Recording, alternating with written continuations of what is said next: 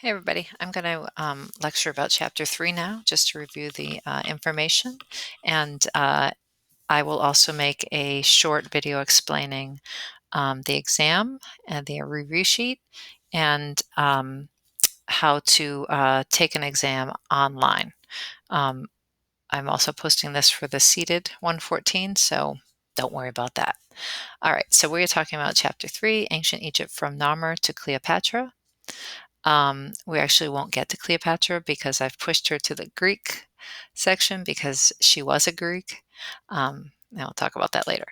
All right, so ancient Egypt is the Fertile Crescent Valley here. And you can see it is surrounded by the Red Sea, the Mediterranean, and here is the giant Nile River going right through it. The Nile would flood once a year, so this was incredibly fertile land, great for planting things. And it's a relatively safe location because this part over here is all desert that would have been sort of uninhabitable. But as we'll see in the future, what happens is all these establishments settle around the Nile. And so to conquer them, you just have to simply follow the river and conquer anybody in your way. It's not like you had to travel all over the land and find who's living where. You could just follow the water source.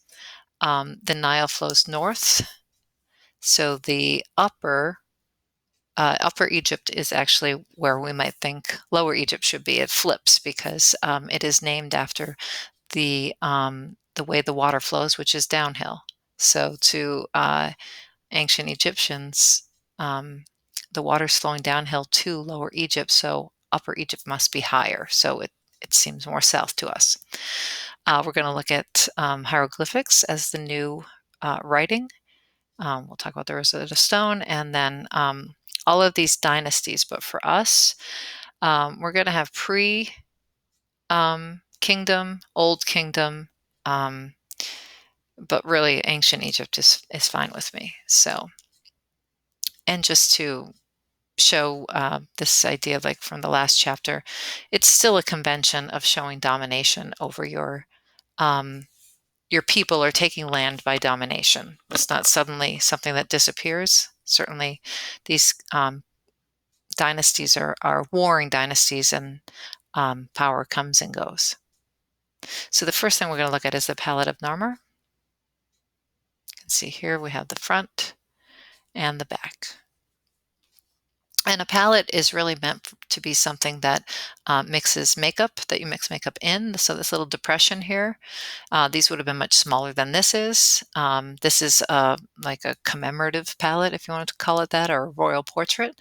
But Egyptians would have these palettes to put on their black makeup, right? Whether that was for sun reflection or they actually did like to emphasize the eyes, they did need to put on this black makeup.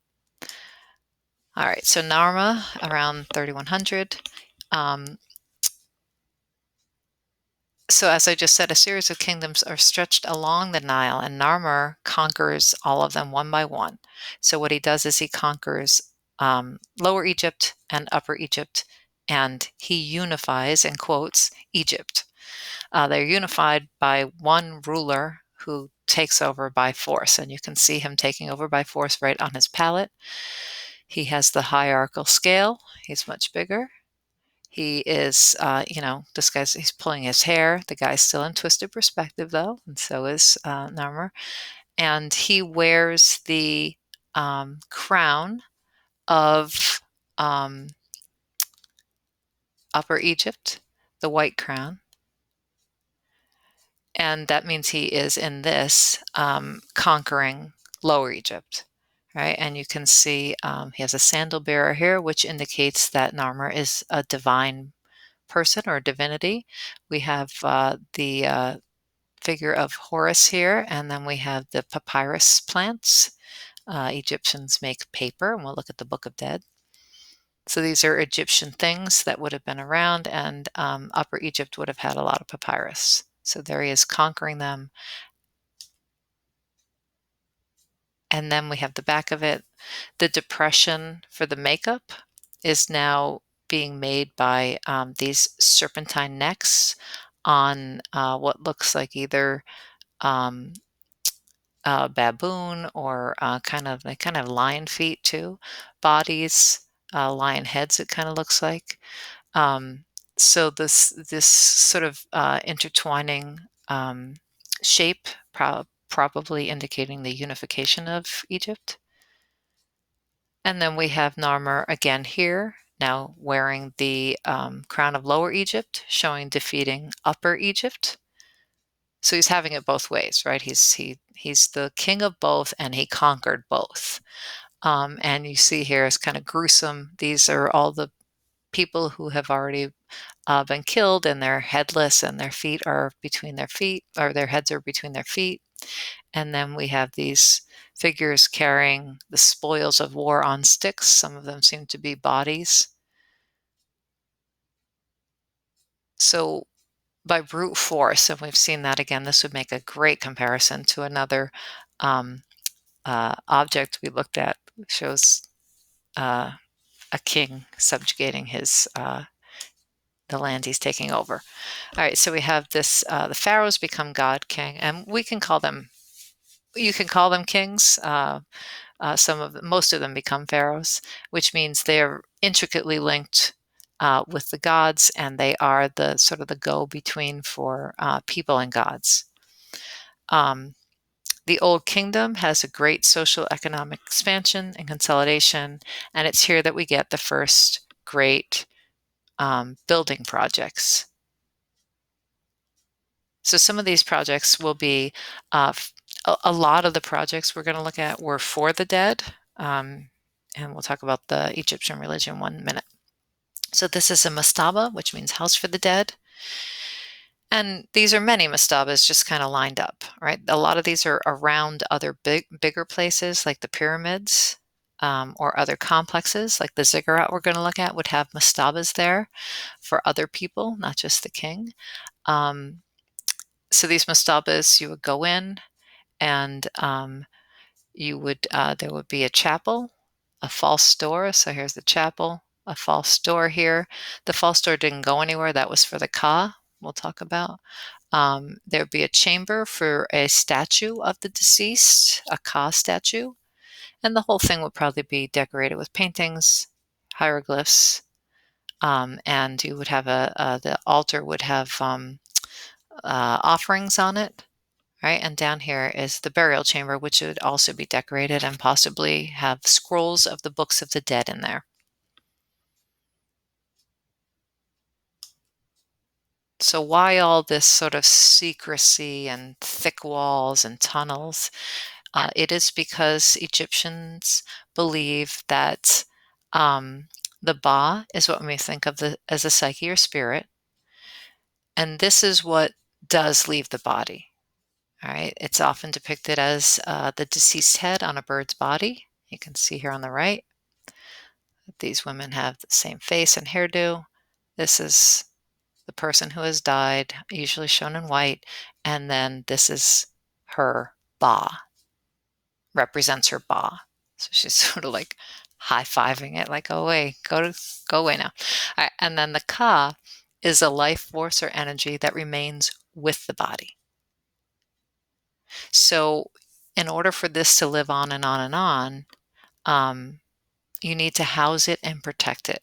You need to preserve it first with mummification, most likely. Not everybody was mummified, though. That was a very elaborate process for the few people who could afford it. But a lot of statues of likeness could also house the Ka. So this idea of preserving, hiding, protecting is all because of the Ka has to have somewhere to live for eternity. In these mastabas, families could come back and replenish whatever the offerings were, probably throw out the old stuff, which is rotten. So once the Ka is lost, then the elaborate process of mummification helps to protect this. All right, and I forgot to mention this. This usually indicates the Ka, the arms up. So we have the bird, and then we have the arms up. And this would be a Ka statue, where the Ka could go and live. hide itself and be protected. All right, so this is not a king or a pharaoh, but it's not somebody who doesn't have any money, because you do have to have a statue made of yourself, and that would take a great deal of money. Um, so tombs would have been made with lesser materials for people who did not have enough money. Right? You can see this is just a wooden statue. It's not made of diorite or something like that, marble later on. The Book of the Dead that I refer to, that would have been buried in tombs. These are often referred to as spells or magic, like the mystery of ancient Egypt, but really they're most likely more like prayers to ensure that the afterlife is a happy life for the deceased. And these books of the dead usually show the procession that the deceased would have to go through to be allowed into the afterlife. You have to be judged by the gods, literally the weighing of the souls. All right, so this is the judgment of Hunefer, and Hunefer is shown in white, the deceased, and he is repeatedly shown going through this thing. So here he kneels before the gods up here, a whole line of gods, and you can see the gesture I was talking about before. His arms are raised up. He is gesturing submissiveness, right? And so here he is in his twisted perspective, being led. I think I have a close up there, being led by Anubis, the jackal's head and man's body. And he is going to the hall of judgment, where his heart is weighed against a feather. And good news, his heart weighs less. It's in this little jar right here. So the lightest heart, the lightest hearts, we usually think like a full heart, but the light hearts are the best, and they get to go on to the afterlife. Right, and then he is led to Osiris, who is the green-faced god. Here, he goes before Osiris for his final judgment. Right, so we have all of this. We have hierarchical scale, twisted perspective, eye looking forward. People in charge, kings or gods, are often wearing false beards. These are conventions, right? We talked about this in the last chapter. Conventions are the way things are done. And for art, that means sort of like a recipe. This is how you make a figure. This is how you show a king or a pharaoh. So these are all the things we just talked about. And then, of course, the gestures. The Egyptians are very big into that too, because when people looked at the art, then they would know what the intent was. Like, what is the king doing? Is he being submissive? Is he being dominant? All right, so conventions. And then hierarchical scale, still a convention. So the writing that we see all over these tombs, you can see it there, all over the books of the dead, all over tombs, everywhere. That was considered sort of a ritual or a holy thing. This is hieroglyphs. And hieroglyphs were a lost language that were indecipherable for a long time, because this other language, Demotic, comes out of ancient Egypt as sort of like the Egyptian language. It's the language of people. And so all these hieroglyphs on all these monuments and papyrus aren't readable until Napoleon and his explorers go to Egypt, and somehow they find the transcript, if you want to think about that. This Rosetta Stone, and this is a picture of the stone, has 3 different languages on it, all saying the same thing. So it is translated into the other. So say this is the Greek. It's translated into the other 2 languages. All right. So one of the uh, registers, we can call those, are hieroglyphs. This is the old regular Egyptian language, the Demotic, and then we have the Greek. So Napoleon's people, his scientists and linguists, they understand the Greek, and they can get by with the Egypt. There's NG Egypt. So they have people help them with this, and they understand these are the same exact text. And so they can apply that knowledge to the hieroglyphs and decipher what is being said. And then the mystery of all these other things is sort of solved. Egypt Egyptologists or Egyptomology becomes a giant career choice for many archaeologists at this point. Also during this time, we have these giant pyramids being made. This is a stepped pyramid, which is really just like mastabas built on mastabas, so that it looks like a staircase. I know what you're thinking, Stairway to Heaven. Yeah, that's where it comes from. The architect's name is Imhotep, and yes, that is the first artist name that we have in this course, and it is the first recorded artist name that we have so far. The step pyramid is actually for King Djoser, but it's okay with me if you identify it as the artist's name. So Imhotep is the architect of the stepped pyramid. So this is a giant stone structure, and I should say most like regular buildings or houses are all made of brick and mud. Monuments for royalty or the wealthy dead, pharaoh, king, those would have been made of giant stones. So the pyramid here, or the stepped pyramid, is the first stone pyramid. And these wouldn't, like, it looks like it's just like by itself out in the desert, but that's because everything else has sort of gone away. So it would have been a giant complex of buildings and things. This is called an acropolis, and that in Greek means the city of the dead. Really mean like this is a funerary temple, if you want to think about it that way, a funerary chamber. All right, so underneath this would have been an underground palace for the king's afterlife to protect his Ka, and this is what it would look like to get into the palace. These gigantic engaged columns. They're not quite all the way around here. They're engaged to the wall. Same thing here. These engaged columns. We'll learn all about what these column things are in the next chapter. The pyramids of Giza. If you want to say or if you want to spell Giza, that used to be acceptable. Now we're back to the EH. The pyramids of Giza are not oriented to the compass, and I should say the ziggurat was. It's oriented to the 4 points north, south, east, west of the compass. The pyramids are turned possibly to face north so that it would look like the sun was coming up on them, like over the point. Whether this has to do with the sun god Re, we don't know.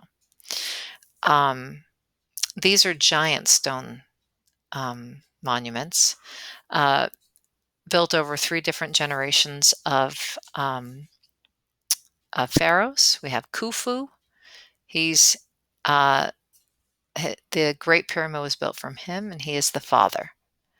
We have Khafra, the son, and his is over here. And you can see where I'm going. Tiny one for grandson. And then we have these little stepped pyramids, and you can see all these complex. These are all mastabas. These aren't just by themselves. There's giant complexes around them to a point. I mean, you can't build into your grandfather's area, right? But Khafra most likely also had an underground palace like Djoser I just showed you. So these enormous building tasks, all to house one person's Ba and Ka for the afterlife. All right, so we have all these different systems to get in there, and it took archaeologists a long time to understand what was going on here. Right, there's a false tomb. Is this to further protect the Ka, like the hidden door? The queen's chamber was not for the queen. It was most likely for some kind of ceremony or ritual. All right, we have the king's chamber where he would have been buried. We have tunnels because they were broken into, and thieves would often go to these places even before modern times. Now they're all emptied out and in museums. So the reason why, of course, people are breaking into these is because if you're the king or pharaoh who can afford to build this giant thing, imagine all the stuff you're going to take with you, all the goods that are going to be stored in there with your body so you can enjoy the afterlife even more. You're kind of a sitting duck out there in the desert, if you ask me. So there we have it, all the causeway, and then, of course, the Sphinx is there protecting possibly Khafra. He seems to be in front of it. The Sphinx has not been clearly dated as to any of these. They weren't built that far in time from each other, so it's not clear because the limestone of the body and the head come from different places, so they're not exactly sure if he's protecting Khafra or everyone. So it's a colossal statue. It's the largest statue or sculpture in Egypt, or in Mesopotamia, Persia for that matter.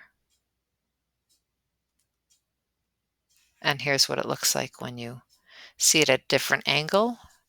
You know, if you're on the ground looking up at it, it's pretty imposing, especially with those giant paws that look like, hands.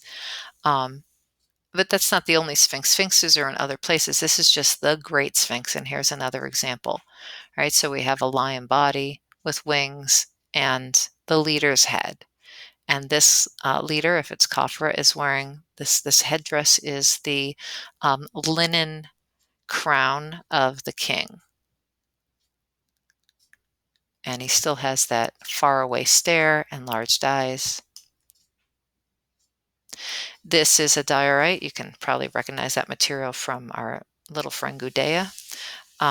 This is Khafra enthroned, and he's also in Giza, or he was from Giza. And you can see that he sits rigidly with his fists clenched, one hand straight on his leg. He has his god Horus at his side, protecting him. He looks young and muscular, probably idealized. We're going to start using that word, idealized, meaning this is the goal, the biggest or the goal of beauty, I guess, would be the ideal. What's the most beautiful person that everybody should try to be like? Right. So the idealized athletic figure, small waist usually, but he has this far away look on his face, the eternal stare. But we are going to note his eyes look more in proportion. And we're also going to notice he's not carved off of the block, really. He's kind of, the throne is kind of going with the block here, but he is still attached to the block. He's like leaning on his throne. So this is almost like you can walk around it. It would have been put more by a wall probably. So it is sculpture in the round, but the figure hasn't broken from the block. He's not standing. So he's attached to the block still. And that's an important note because that's going to change in the future. So here he is, rigidly upright, staring forward, false beard and royal headdress. Okay. I just said all that. All right. So he's obviously, you can see from the clenched fist and his muscular body and his stare that he is reflecting strength. Right. So he's probably fixed in one place for eternity. Menkaure and his wife. So that's the grandson of Khufu, the son of Khafra. Here we have two figures, and he's has a very similar pose to Khafra with his hands clenched. He has the muscular, idealized body of a young athlete. He stands rigid. He stares forward. He has the false beard, the linen headdress. His wife is supporting him. You can see her arm around him. She's holding him. And she stares forward too. She's also sort of idealized. And we're going to notice that they still are attached to the block, right? They are hooked right onto it still, because it's a risky business to remove too much. You don't want everything to not be able to stand up and crumble if you're going to have like small, compared to the weight of the body, if you just have a leg, that might not support the stone above. Right, so the figures are moving slightly. We are going to notice that this foot is forward, but that the knee is locked. Same thing with the wife. And I don't mean to just call her the wife, but it's not known which wife she was. So we're just calling her wife. She does have her own identity. And we'll talk about women in Egypt on the discussion board. So we're going to notice his knee is locked because that's going to change in the future too. He's going to make a great example for future chapters. All right, so Menkaure and his wife, eternal stare, idealized bodies, rigid, stable, strong, eternal. And this is true in other types of art as well. Here we have King T, or Tai, if you want to call him that, watching a hippopotamus hunt. And this would have been a relief carving in his mastaba. So he is shown being active in his afterlife. His servants seem to slowly go through the marsh. He towers above them in a passive attitude as if he's sailing through eternity. And people did hunt hippopotamuses, which is very dangerous. And it was the king's duty to hunt hippos in Egypt. And they carved lots of little hippopotamuses too, hippopotami, I guess.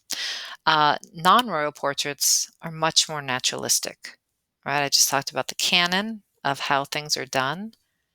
Not so if you were not royal. Artists are trying their best to be naturalistic, right? This is not an idealized body, right? And it does look to be like a specific person, and check out the pose, right? That's not an easy pose. Or we looked at this Ka statue before. Right, so this convention we're talking about for sculpture is only for royals. They will always be young and eternal. The scribe, he looks like, whoops, he looks like he is writing. This is a scribe. Yeah, not so. He doesn't have the goods for the afterlife. This is the first and only female pharaoh in ancient Egypt. As I said, Cleopatra was a pharaoh. She was not a Greek, though. So she was considered to be a pharaoh, but I should put first and only Egyptian female pharaoh. Quite an odd character. She married her half brother. But that might have just been and this was done then. Let me think. It was because of women was a lineage for kings. Um, so they often married in their families to keep the lineage in the family. So she married her brother, but really she had a different lover who she ruled with. So she was allowed to rule as a woman, but images of her often show her with the attributes of a man or a male pharaoh. Um, and in a lot of cases, she takes on attributes of both female and male gods. So here you see she's uh, holding these jars, but she has the false spirit of a king and the headdress of a king.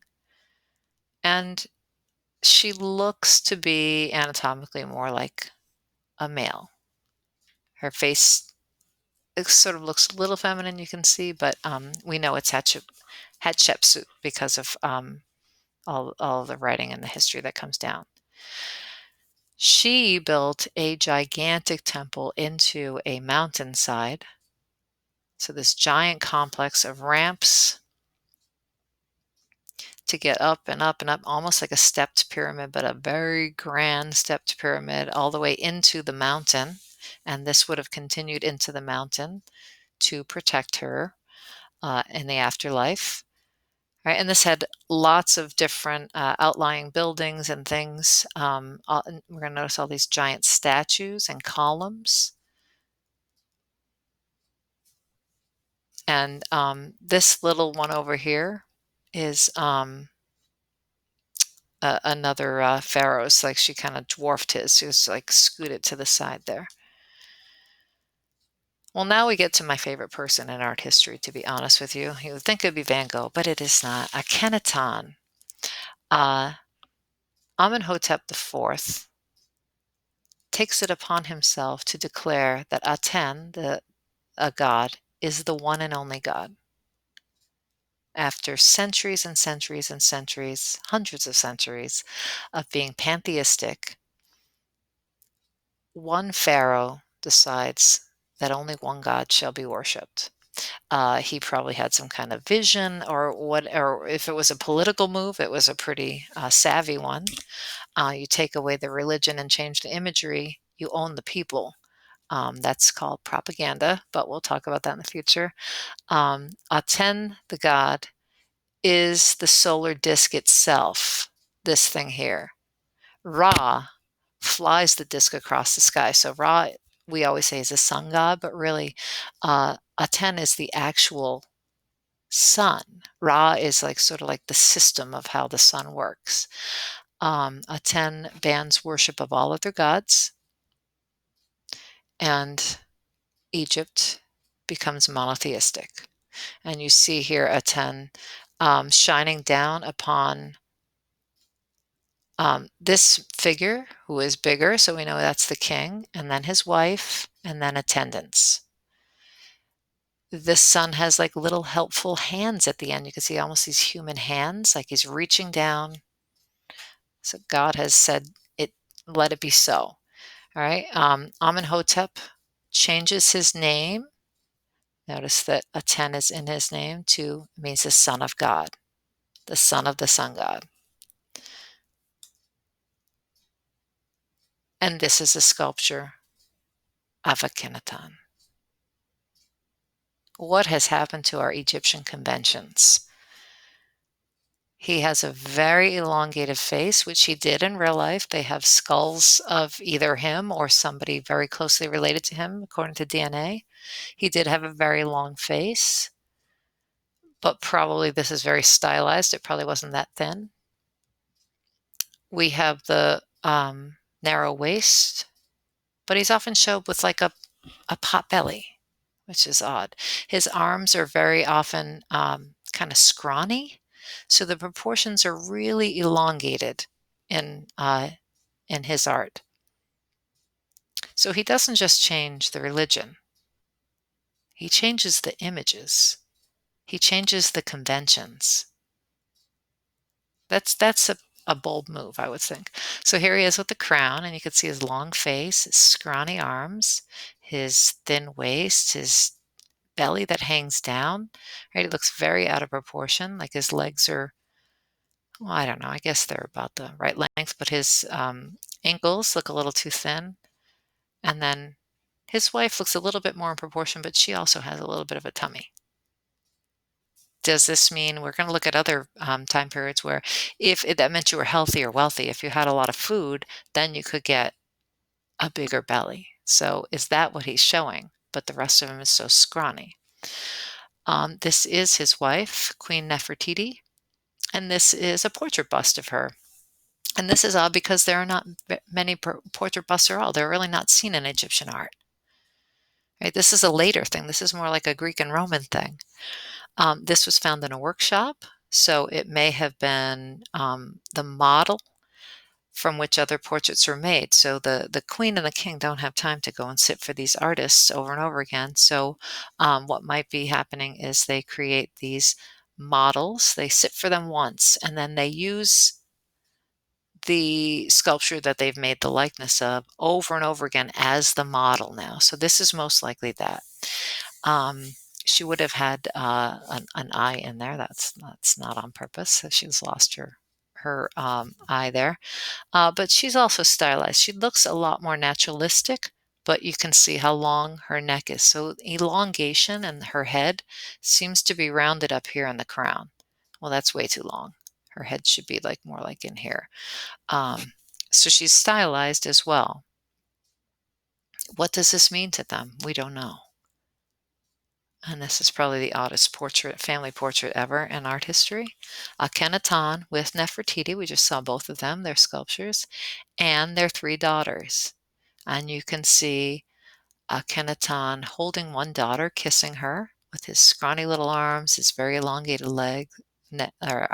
arms, or his elongated neck, sorry, his pot belly, his long legs, same thing for her. She has her long, and notice the children. Proportions are being forgotten. We just saw Khafra and Menkaure, how idealized and perfect and young and athletic they were. I mean, sculptors know how to deal with proportions. For some reason, Akhenaten wants to be shown in this manner. And here you have Akan with his rays and hands reaching down and shining upon the royal family. We see all the symbolism. So now hopefully you can go back and think like, wow, this is very different. What could I compare this to as like the total opposite and royal portraiture?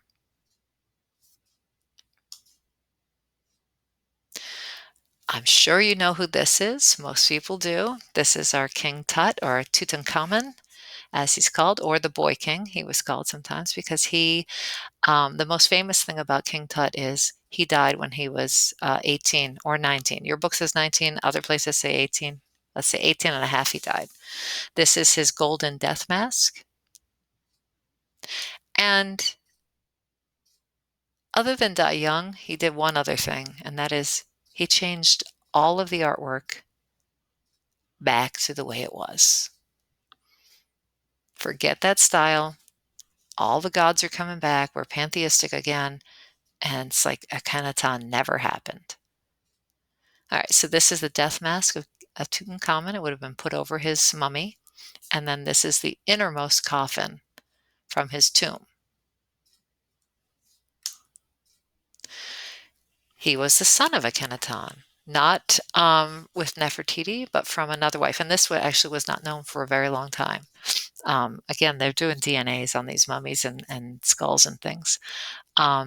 He restores the worship of deities. He's buried in the Valley of Kings, which you can see in plenty of movies. And his tomb was concealed by the construction of Ramses IV. So it was lost until it was found. And that's really what King Tut is known for. They found this lost tomb in, I don't know when it was, the 70s, I guess. And they opened it up and they saw all this, the jewels and everything, these masks, these coffins. And this was a great find because tombs had mostly been raided and opened up for, decades and decades and decades. This was pristine, sealed up, and it was opened up. And this and many other jewels and things hit the road. And Egypt made a ton of money off of having this go to every museum in the world. And that's a lot what he's known for. Even like there's songs about him. These all happened around the time that they found his tomb. So sort of the legend of Egypt he personifies. All right, I will make a short video about your exam and upload that. And as always, please email me if you have any questions. Thank you.